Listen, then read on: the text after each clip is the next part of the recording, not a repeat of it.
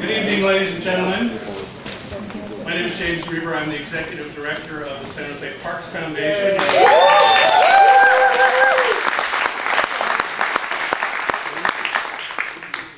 Thanks, Mom. I want to welcome you here tonight on behalf of the San Jose Parks Advocates, and I want to thank two people right off the bat for the work they put into this, and that's Gene Dresden and Helen Chapman.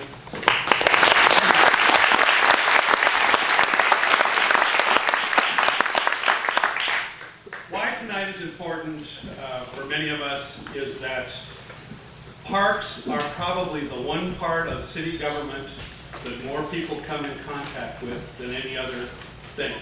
We all have, there's police and there's fire, but we don't all have interface with policemen or firemen. But everybody goes through a park, everybody lives near a park, everybody benefits from or suffers from the degradation of the park.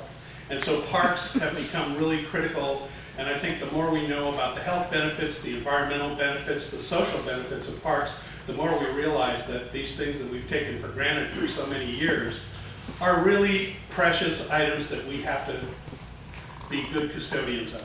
So, thank you. And why it's critical tonight is that I've been at this Parks Foundation business for about 4 years now. And wherever I go, whatever parks I see, whatever people I encounter across the country, in every case where parks are taken care of, where they're really have done amazing things, there's always a mayor involved. Whether we're talking Pittsburgh, San Diego, Denver, New York City, Chicago, the mayor plays a key role as an activist, as a voice, as a leader in making parks work for people. So we have these candidates here tonight. And a year from now, one of them's going to be the mayor. And we want to hear what they have to say, and I think that you should listen carefully. Don't end the conversation tonight. Follow up. Ask them what they mean. They're human beings. They have a certain amount of knowledge. They can be educated and want to be educated. And they also want to know what you think and what you feel. So let's not end this dialogue tonight. So, without further ado, I'm going to introduce, we're very fortunate tonight to have a moderator of the caliber of Barbara Marshman.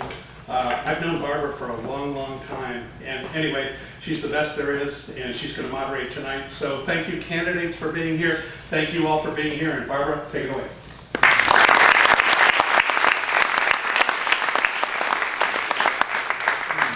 So I think that was a trick to get me to walk under the ladder. You'll notice I didn't do it. I have a few logistical things to go through, but before I do that, I'm going to toss our first question out there because otherwise the first person will be at a disadvantage.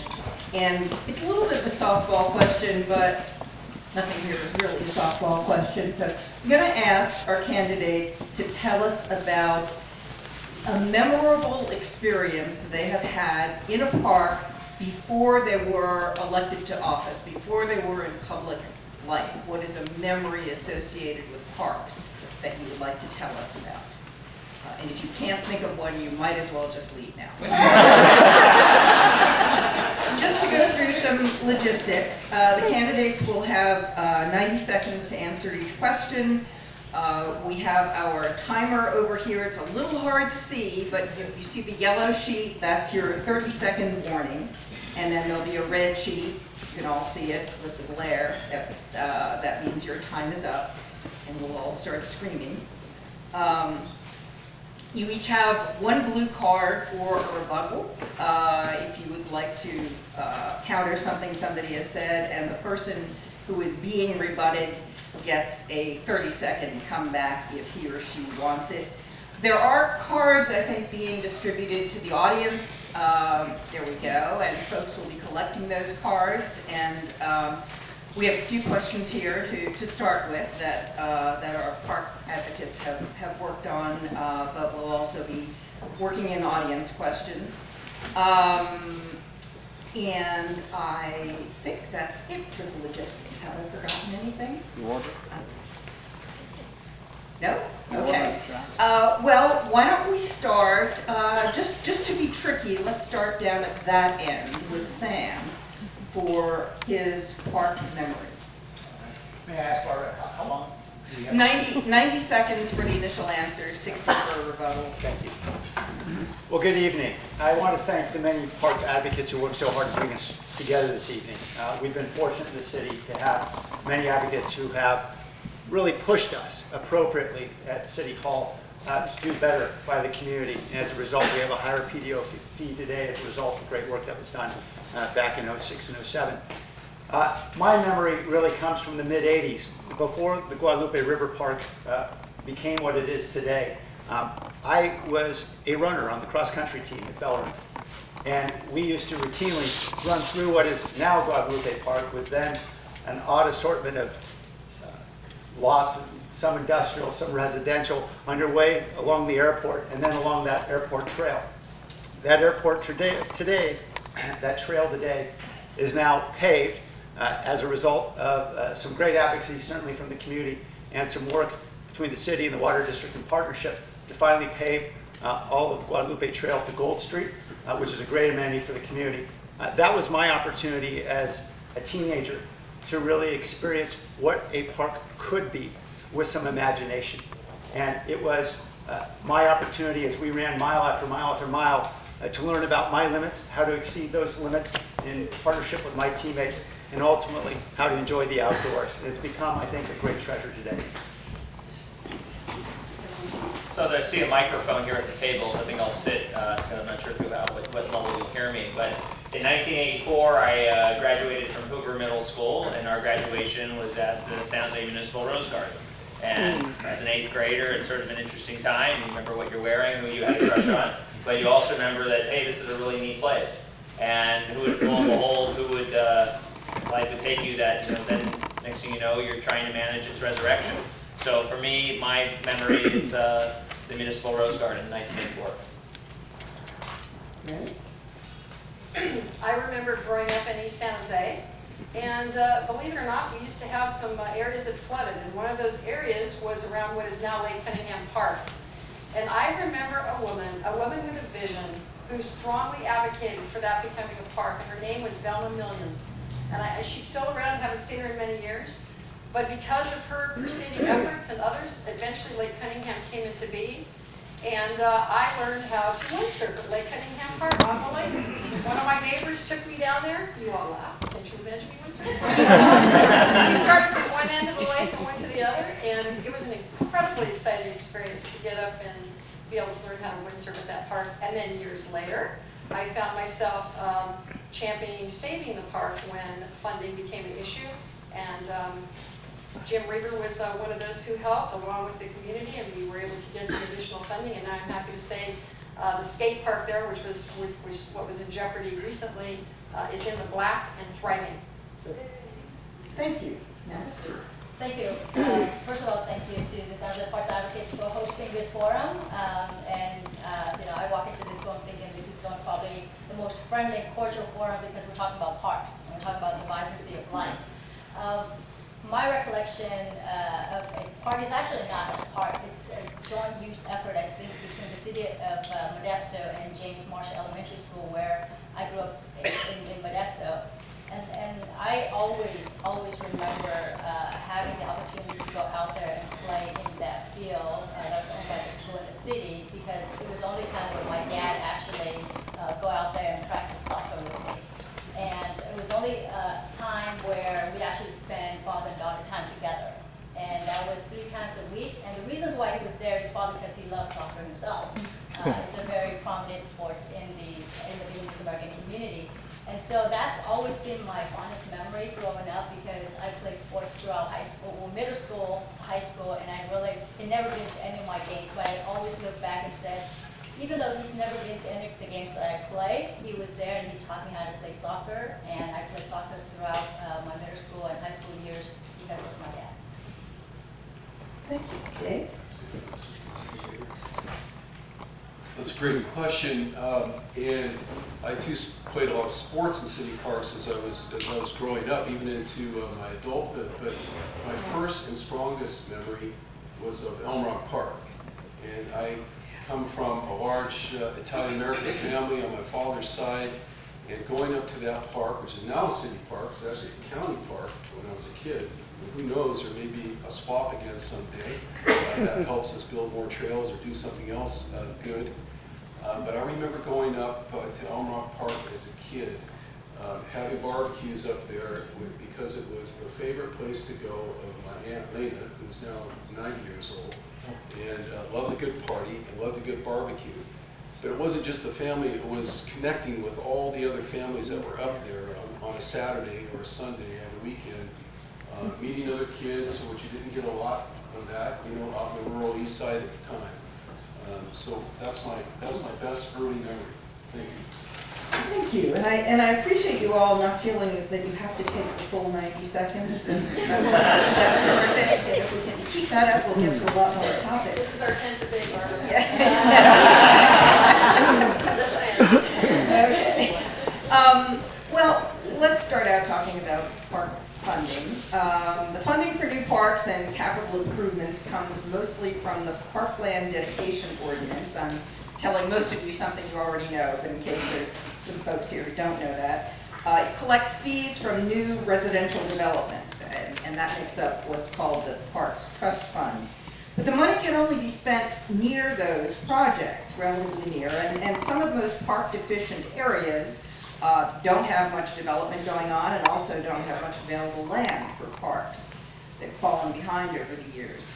So how will you remedy that disparity, that shortfall? And park advocates want to know, would you consider a parcel tax dedicated to parks? Pierluigi. I certainly would consider a parcel tax dedicated to parks and trails. I think if the people would like to really see those things that we can't manage today because of the way we finance parks, the simple way to say is you do not get parks unless you build housing. The more housing you build, the denser it is, that's when you get the parks.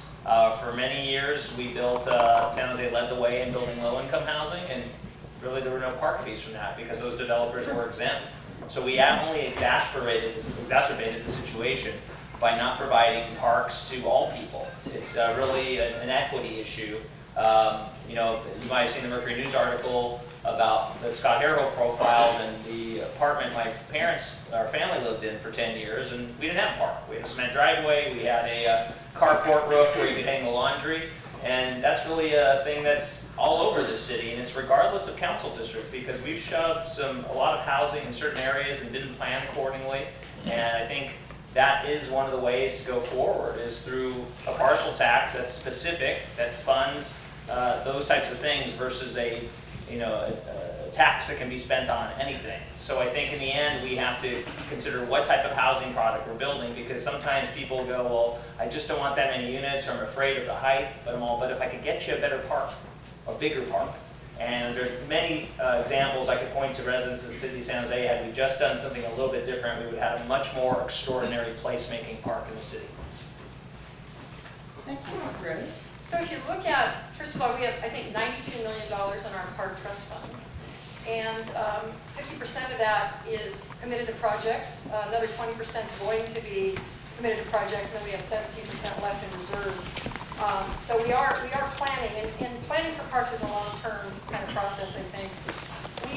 We've done okay if you look at parks per capita across the city, but as Councilmember Oliveira just pointed out, there's certain areas that are more deficient. I know one project we voted on for District 1 was Mice Park, and they were doing a partnership with Archbishop Benton High School.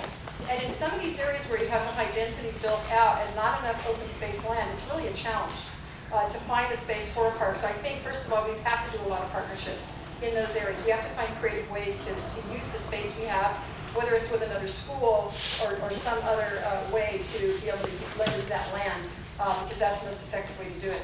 As far as a parcel tax, I certainly would consider that. That would be up to the voters, but that is a way to get more dedicated funding for parks. But we do have parks throughout the city. Again, it's a challenge to find creative ways to build parks in the higher density areas. I too would consider a parcel tax dedicated to building more parks in our city. We have 193 parks in the city of San Jose, catering to a population of 1 million people. Obviously, that's very inadequate. When you look at the various communities throughout our city, especially in lower income neighborhoods, you have very park deficient communities. And I think that if we can somehow come up with a parcel tax that is dedicated strictly to creating more parks in the city, I think that will make communities throughout the city of San Jose more vibrant, even though some people live in communities that normally would not have turnkey parks or neighborhood parks. But parks are important. It really adds to the vibrancy of life. It sees no colors, it sees no gender, it sees no age groups. And I think that that's really important when you look at parks. You just see something that is an amenities that's given to you almost by the earth itself. And I think that's how I grew up. I grew up in a very poor family, but I was a happy kid. Why I was happy? Because I had the parks to go to. It was the only thing that could not take them away from me. No matter what happens to me, I can always find a little spot somewhere in the park that makes me happy and thinks about the optimism in life. That's why I'm a big proponent of parks, and I hope that we can build more parks in the city of San Jose in the future. I'm going to keep standing up just because I think it's harder for people in the corners to see us here on the ends and hear us talking, so I'll keep doing this. First of all, on the parcel tax issue, I'm open to considering that, but I'd like to get a better look at everything that we have available now, not just the park dedication ordinance. The first thing to do with the park dedication ordinance is sit down once again with the development community and try to cut a deal so that they're paying an adequate amount of money. And the rub there has always been that they want to make sure the parks actually get built. And that's really been the tension over the years, at least was when I was on the city council. But we used to use construction and conveyance tax. Fully half of the construction and conveyance tax that came into the city was distributed to council districts, and then we would cobble that money together to build parks. And we built in District 8, when I was a council member there, 8 parks, plus we did the environmental impact report for the Thompson Creek Trail, all 4 regions. And then we opened an interim segment of the trail all during those years without really using any significant general fund money at all. So I think there's a lot of resources there. And you got to keep in mind, going back to the development community, on every deal that comes along, you can negotiate with them. You don't have to just take the statutory fee. Fowler Creek Park in Evergreen, which happened under my watch, was 11 acres. We didn't get that 11 acres with PDO money or because it fell out of the sky. That came from 3 different property owners contributing the total amount of land that was needed for that park. So first, I'd like to look at all these sources before we rush off and charge taxpayers with anything else. I'll also stand, but because I'm a recovering attorney, I can't help it. So I would not support rushing out with a parcel tax for a few reasons. One is I think we all know we've got $800 million in unfunded maintenance and repair to do on our roads. We have huge burdens, certainly in taking care of public safety in this city. We've got a lot to pay for. And it's not obvious to me at this point the voters would even support a parcel tax except for something along the lines of public safety or roads. What I do think is there's a lot of other creative opportunities here. Certainly Supervisor Cortese mentioned conveyance and construction and conveyance taxes, which are not geographically restricted. Certainly there are grant funds. I can recall just a year and a half ago I went and lobbied Secretary John Laird for grant funding for Thompson Creek Trail and other trails in the city where we didn't have a lot of development nearby. And then finally, I look at green benefit districts. We're seeing those emerge in San Francisco and other cities where we're creatively looking at properties near parks because we know that parks enhance the value of surrounding properties. And how can you take advantage and capture some of that additional value, in fact, by getting the assent of the property owners and homeowners near the park who benefit the most? I think that's a very promising model for the future, one that I would certainly advocate. Thank you. For the next one, we'll start with Rose. And this is also about the availability of parks. The Envision 2040 General Plan sets a goal of 3.5 acres of parkland for 1,000 people, with up to 2 acres provided by school grounds. Now, in a number of very park deficient parts of the city, the schools are not interested in joining in a partnership with the city and making those parklands, those school land, public after hours. In those areas, if you can't work something out, if land that's supposed to be part of your park allocation is not accessible, should the city be counting it as parkland, or should it commit to providing accessible land? Well, I think we have some 900, I think, joint use agreements across the city, and many of those are with schools. And, one of them that recently got done is in my district, which I supported with Apollo School. We've got 3 new sports fields there for youth to play. We put in $500,000 from the city. NVIDIA's put in money and a lot of labor, and we've been able to make that work. And I think we do, time after time, have worked with schools. And again, as I said earlier, in a lot of areas, you just don't have the land to acquire, so we do need to be creative in working with our school partners. I don't think that land should be considered parkland unless we do have that use agreement, though, if it can't be used. I don't think it should be counted. But I can tell you that sometimes a school says no, and then things change. And I think you have to continue to keep the possibility open that with new leadership comes new opportunities. I've seen that happen in schools in my district where once the door was closed, now the door is open. So I think we have to continue to approach our school partners and the county and other partners in working through these things. Can you repeat the question? Please? It's basically about schools that do not seem interested in working with the city to open their fields to the public after hours, and yet that acreage is counted in the general plan as parkland. Should it be, and if not, what's your commitment to making parkland accessible? Sure. So I agree with Councilmember Herrera that we do have a very effective joint use agreement usage with the 19 school districts. We don't have an opportunity to work with all 19 school districts in the city of San Jose. But I can cite an example in my council district. About 4 or 5 years ago, I worked with Obi-Woody Elementary School in my council district. We gave them about $700,000 so that we can actually allow the communities to use the ball field at the school.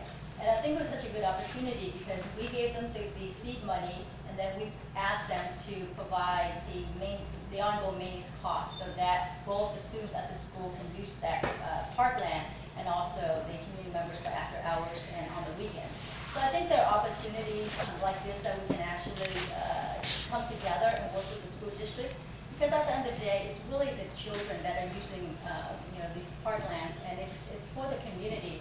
And I think that if you have a mayor that is a strong proponent of parkland, then he or she will find a way to work with the school to make that happen. Again, if the city is willing to provide the land and the seed money, the school can maintain that, and I think that's a really good partnership to have.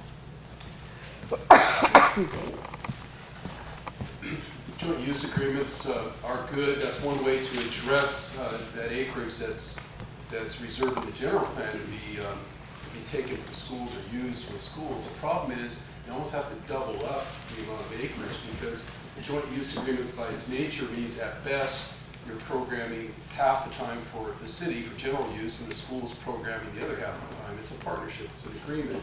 A lot of the old joint use agreements that were referred to don't have any programming written into them at all. And that's what the problem is. If people go by a school like Montgomery School in Evergreen, which is supposed to have a joint use community center and sports fields, and it's locked up and they can't get in. They want to know why. Well, because the agreement, there's a joint use agreement, but it never specified what the general public use is going to be. So my view is that I'm committed to the total amount of acreage, park acreage that's in the general plan, but I want to maximize non-school acreage. I don't think we have to be bound by the general plan, because that's the way the general plan was balanced for now. If we can go out and implement the green print in the general plan by adding more non-school land and minimizing the amount that we're having to rely on schools, I think that's the way to go. Thank you. Short answer is no, I would not count parkland that's locked up behind a locked gate on the weekends as somehow satisfying any need we have in our community. 30% of San Jose's residents live farther than a 10-minute walk from a park. We need to focus on that obligation to get parks and trails within walking distance of our residents, and it simply doesn't help to have a park that somebody cannot use. Now, on the other hand, there are opportunities for us to bring more schools to the table and school districts to the table. As was mentioned, we have millions of dollars in park trust funds today. And we can use that capital money to install capital improvements that can save school districts a lot of money on maintenance. For example, Washington Elementary, in my own district, where a grass field was converted to artificial turf, saving the district a lot of money on watering and maintenance. That field can then be used more frequently and open to the whole community. Those are opportunities, whether we're ensuring that we have drought-tolerant vegetation or other kinds of means to reduce cost burdens on school districts to make these opportunities more fruitful. To the question, no, I don't believe it should be counted. And we tackled this question, I think, at least 4 times in the candidate forums. And I can tell you 100%, unequivocally, all 5 of us support joint use agreements with schools. So there we go. You know, they all agree. Wow. Now, here's the thing. Some of these schools don't want to do this. And you have a huge hand in this. You elect school board trustees. This charter is very specific. We don't have anything to do with schools. Schools govern themselves. So you as advocates need to really instill that as an issue when you elect these school board trustees. Oftentimes, these school board trustees run unopposed and sit there for over 20 years. The fact of the matter is, if this is so important, if this is a big deal, then I suggest you focus your time there, and I'll stand there right with you so we can get this done. I think that's a major imperative. On the idea that, and let's go to San Jose City Council District 1, that's been built out, it's in the West San Jose, west of Winchester. If we don't have those types of school agreements, you're really in a stuck position because it's all built out. The only way you would get it is through eminent domain of private property, but that is a precarious position and we rarely go there. So I think these school agreements have to be pursued, and again, we would really love your support in that regard. Thank you. Let's talk a little more about partnerships. There have been 2 proposals, one completed in the past year or so, for partly privatizing parkland. One was the plan for a charter school at Tamian that would have used parkland, land intended for parks for a school and playground in return for the school providing maintenance for the park. And the other was the deal with Archbishop Mitty to turn Mize Park into playing fields that would not be public much of the time. Rose mentioned that. Should the city set some standards for projects like this? Both of these were controversial in their neighborhoods. Should there be some guidelines so that neighbors know when they move next to a park or land that's designated as a park, that it is going to be a park? We'll start with Max. Absolutely.